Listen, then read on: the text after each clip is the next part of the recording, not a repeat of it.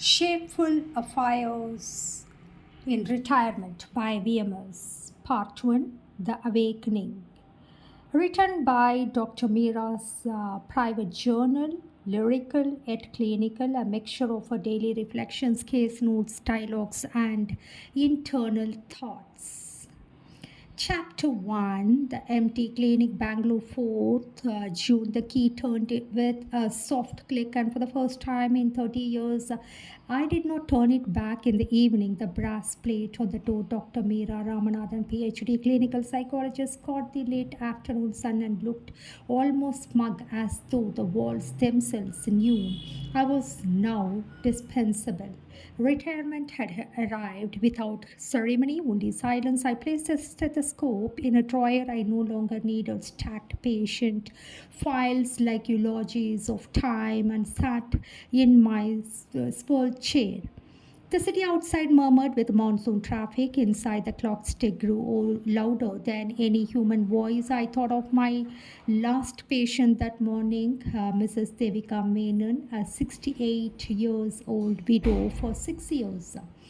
And she said, Doctor, the television speaks more than me, than my children do. I had smiled, but when she left, I felt the echo of a sentence settle inside me. The textbooks never prepared us for the therapy of aging. That evening, when the rain began, I made myself a cup of tea strong enough to sting the tongue, and looked out of the bougainvillea.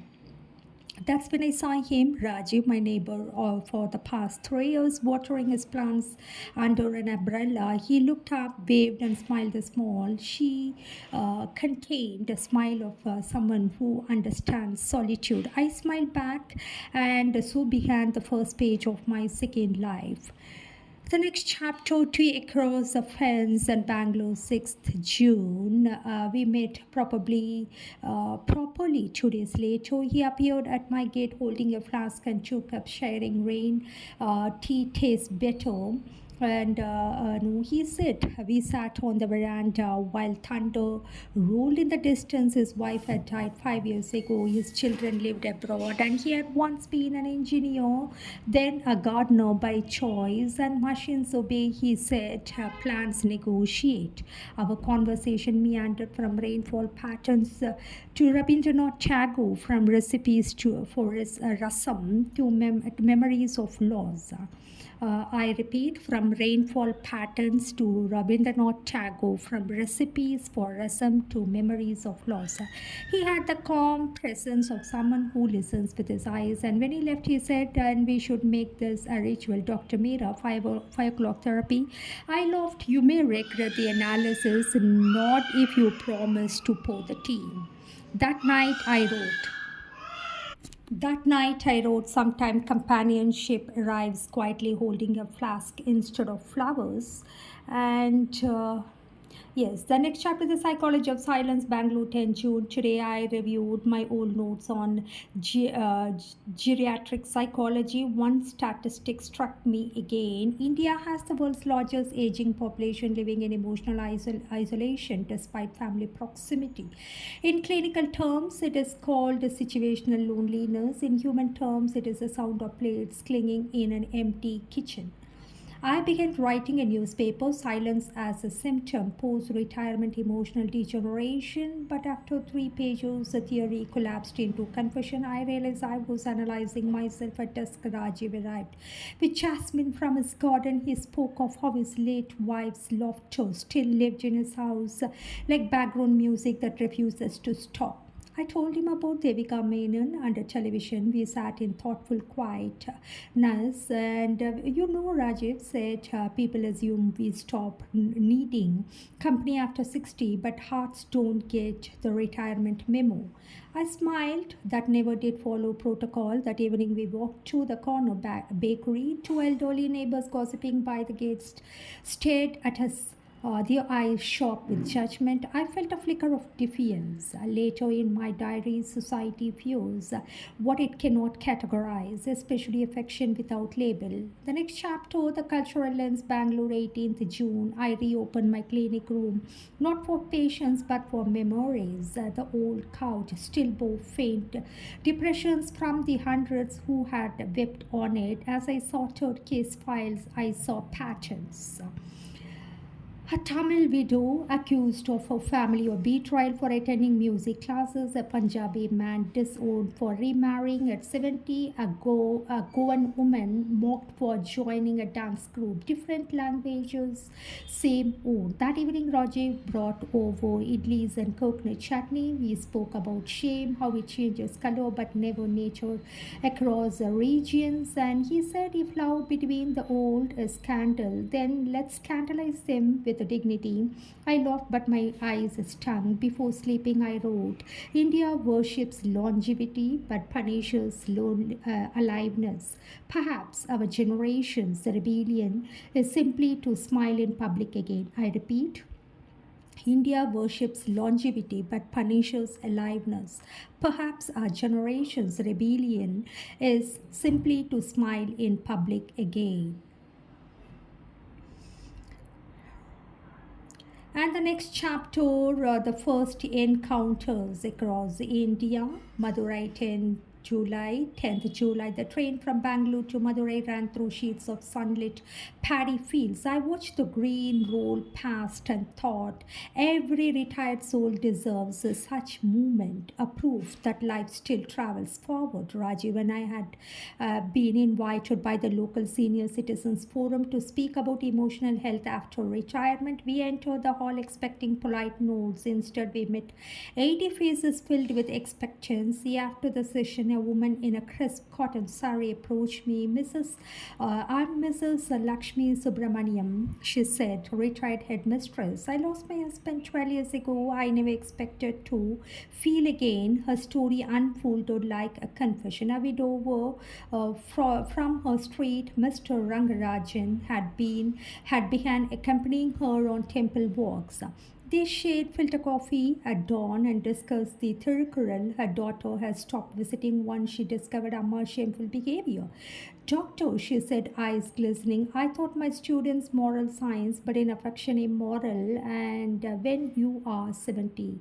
That night in my hotel diary, Madurai taught me that even morality grows old, only compassion remains young. I repeat, Madurai taught me that even morality grows old, only compassion remains young. The next chapter, it is the Alappuzha letters, Kerala backwaters, 22nd July. Our boat drifted through narrow canals and where the water mirrored coconut fronds. And Rajiv sat sketching. I took notes for a new research paper tentatively titled Romantic Redemption in Later Life. Romantic Redemption in later life. We stayed with Thomas and Mary, retired school teachers. We ran a small homestay. Every evening they exchanged handwritten letters, though they lived under the same roof.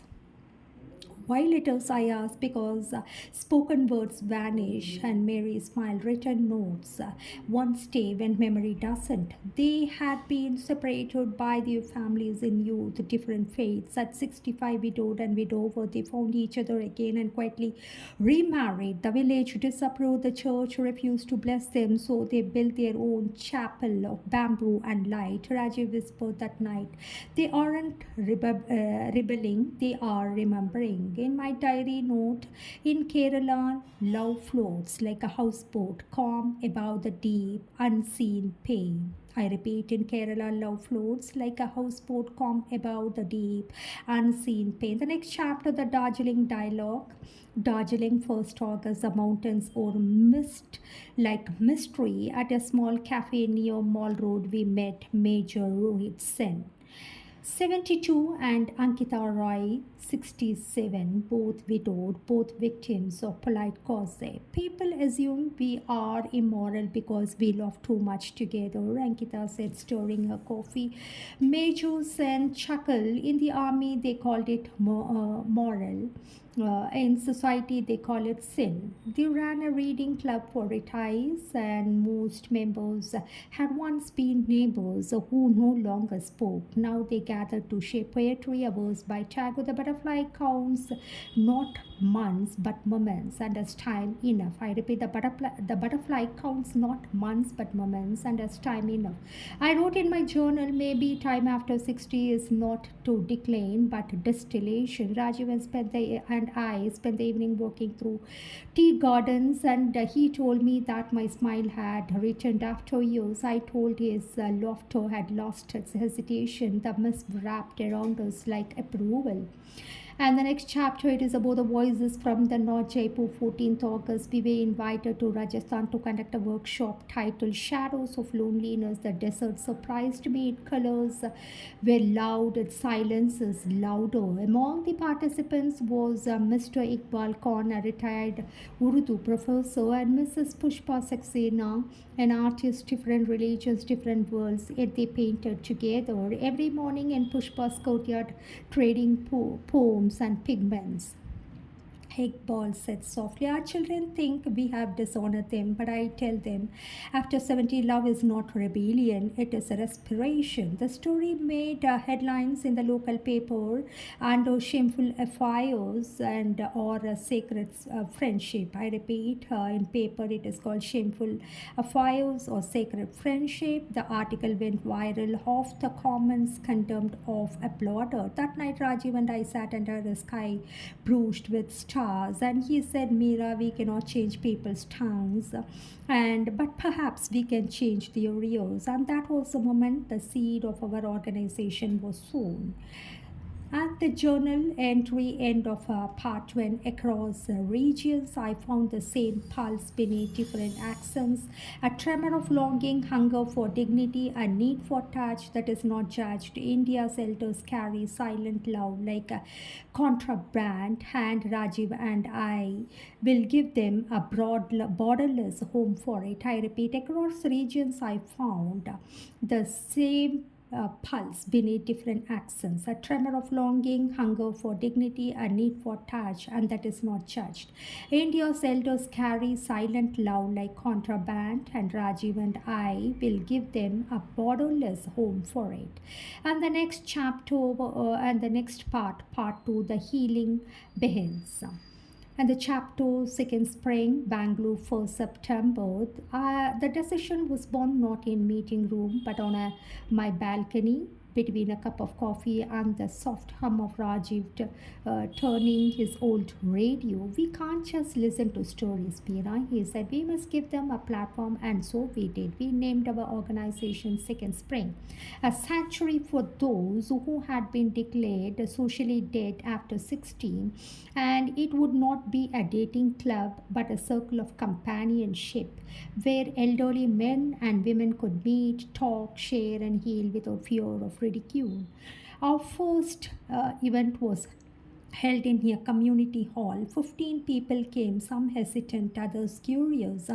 One widow, Shanta, whispered to me, Doctor, is it really all right to laugh here? I smiled. It's mandatory. That evening, Rajiv said, we have started something larger than ourselves. I know that loneliness is not a disease, it is a drought.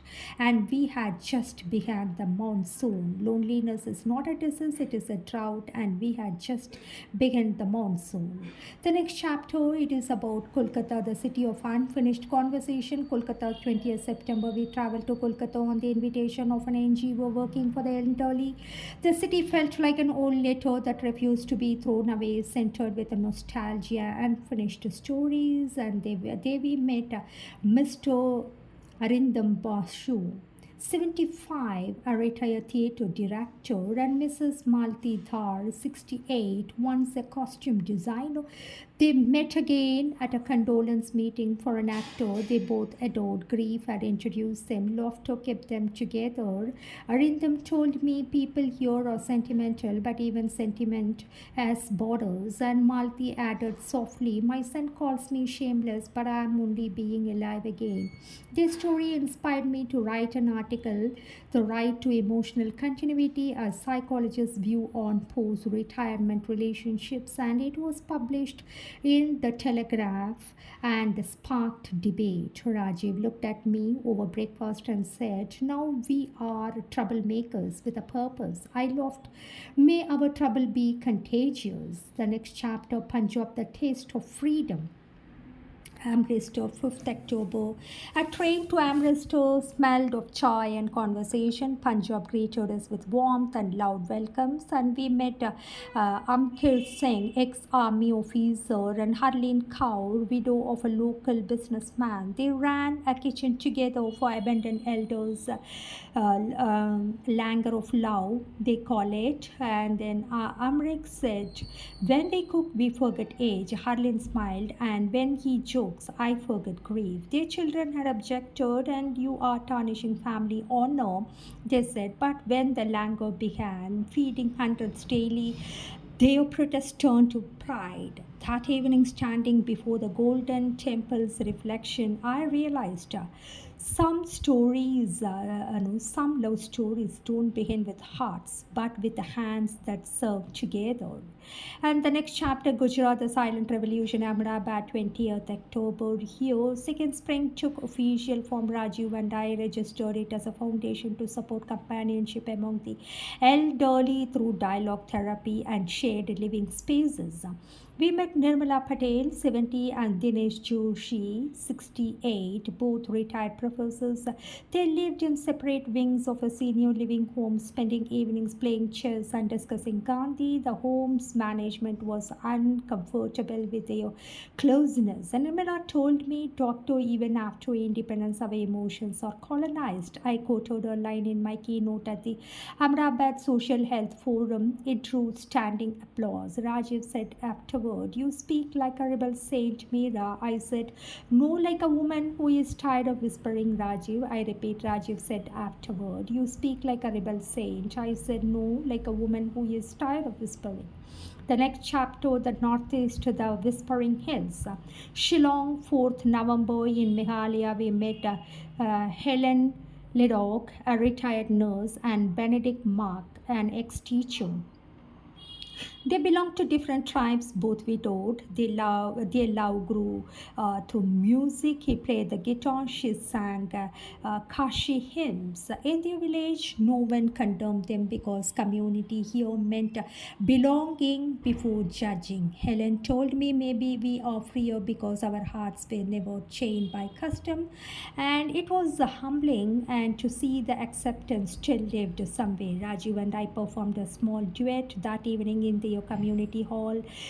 His harmonica, my old veena. The applause was soft, human, approving. In those hills, I felt the country I wish India could be. In those hills, I felt the country I wish India could be.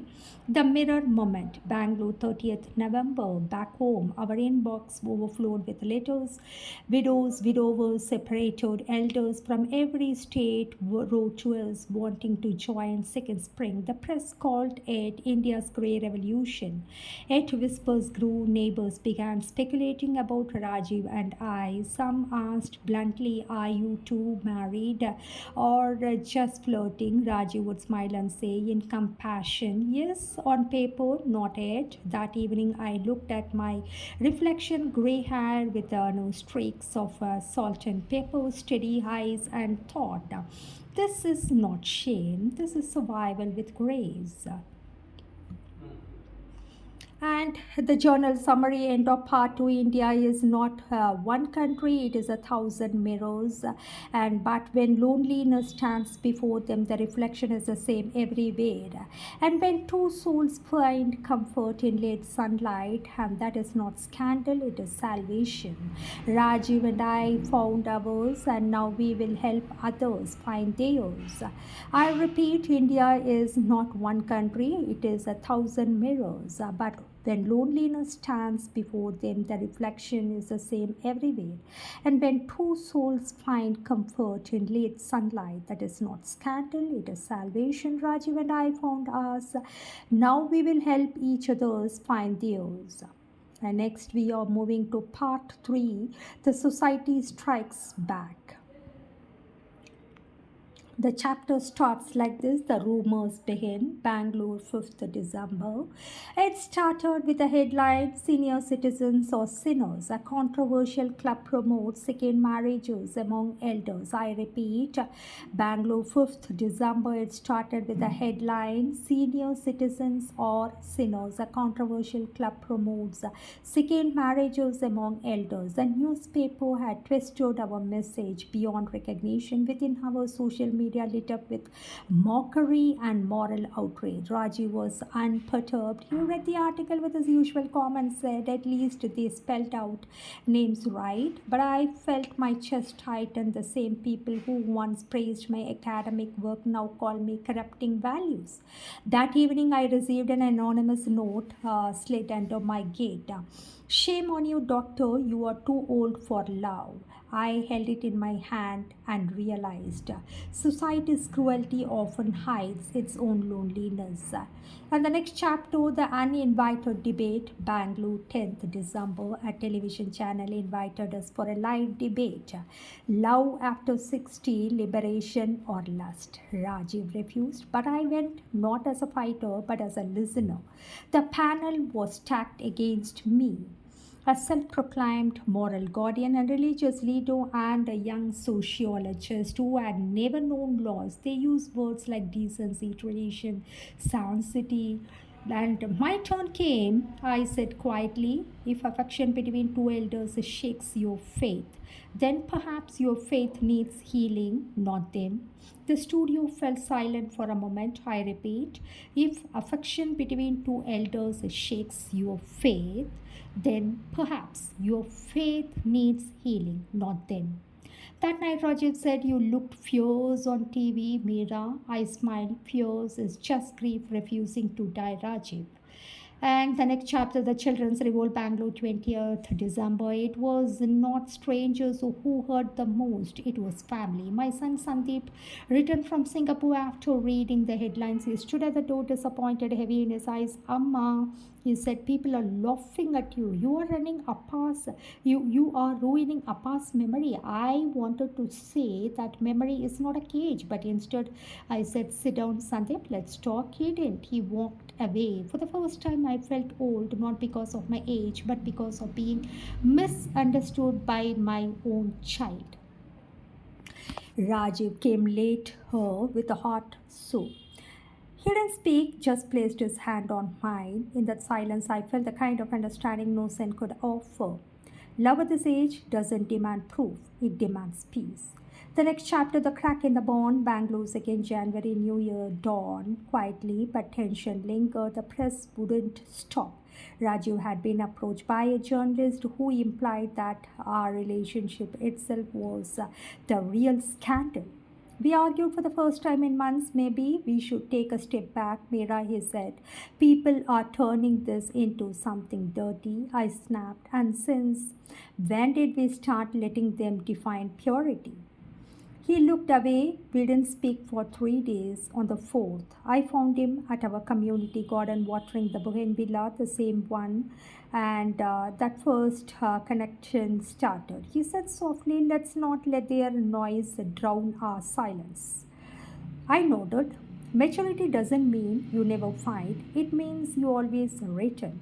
The next chapter, the turning tide. Bangalore, 20th January. A week later, an unexpected ally emerged. Mrs. Lakshmi Subramaniam, the retired headmistress from Madurai, whose story had started it all, she published an open letter in the Hindu. I'm not ashamed to seek companionship. I'm ashamed that society thinks it is shameful. Dr. Meera and Mr. Rajiv gave us the courage to live again. The letter went viral. Suddenly, the narrative shifted from mockery to empathy. Media houses began calling Second Spring a movement of hope. Rajiv grinned and said, looks like we are respectable again. I replied, respectability was never our goal, Rajiv. Dignity was.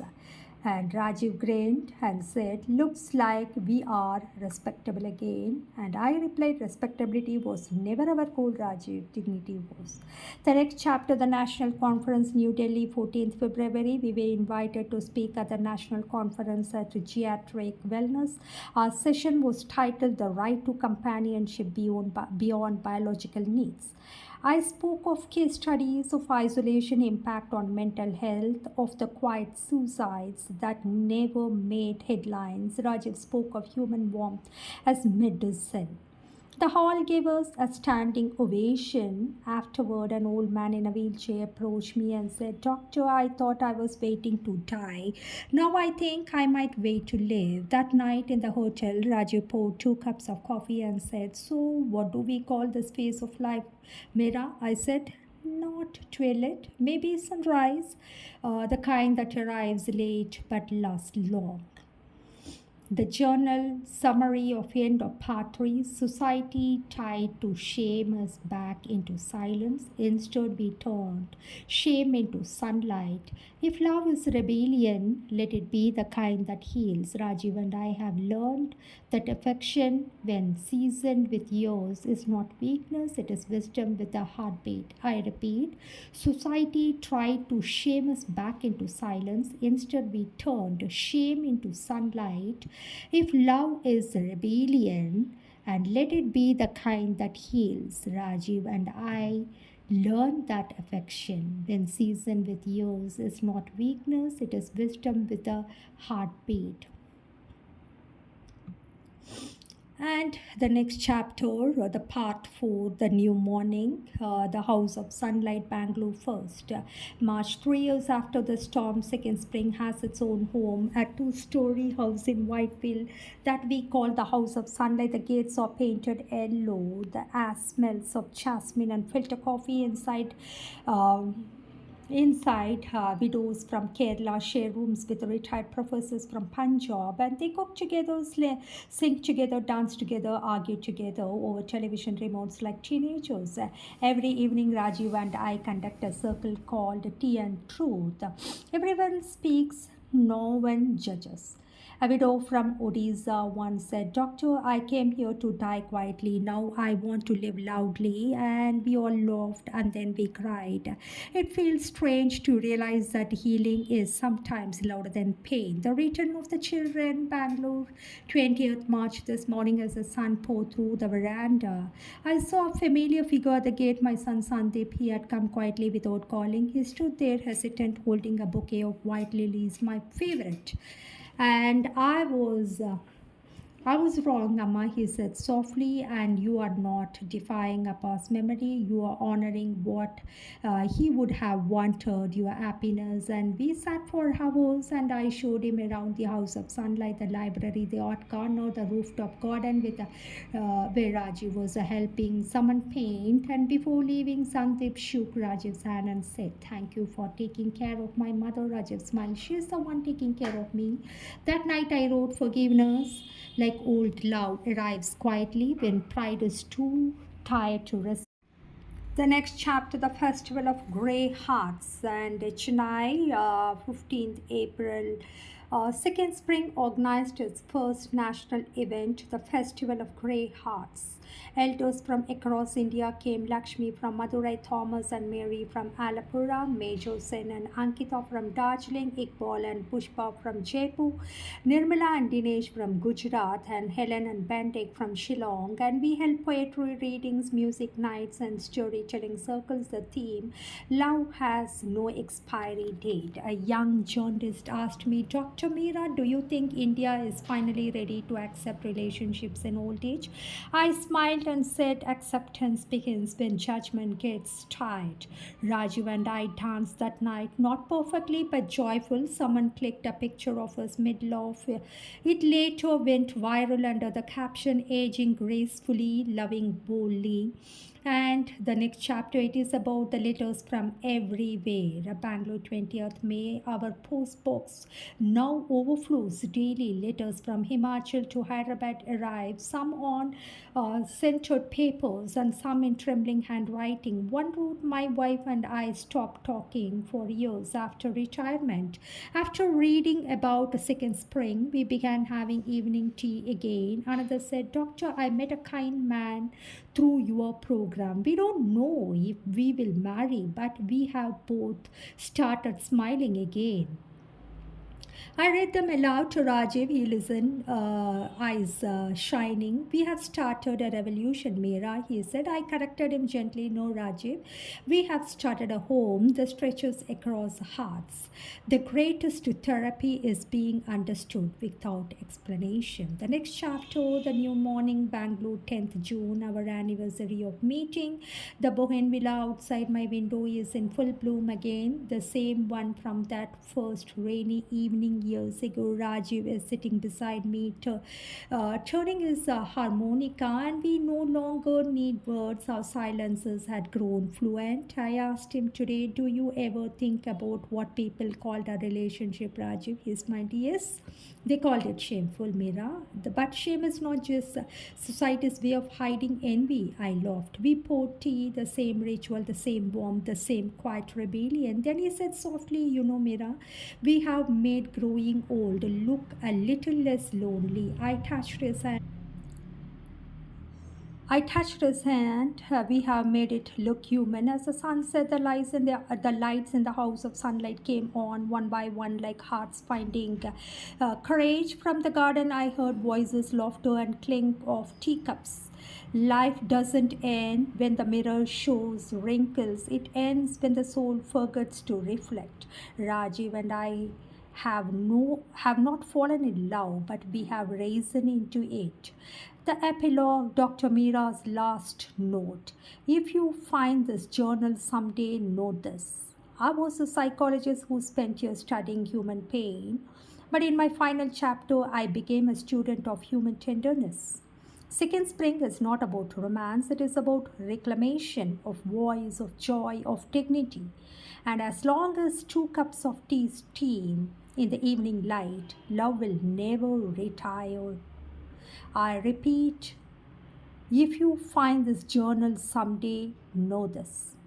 I was a psychologist who spent years studying human pain, but in my final chapter, I became a student of human tenderness. Second spring is not about romance, it is about reclamation of voice, of joy, of dignity. And as long as two cups of tea steam in the evening light, love will never retire. End of the novel, Shameless Affairs in Retirement. I hope this will never end. It continues as long as hearts are there.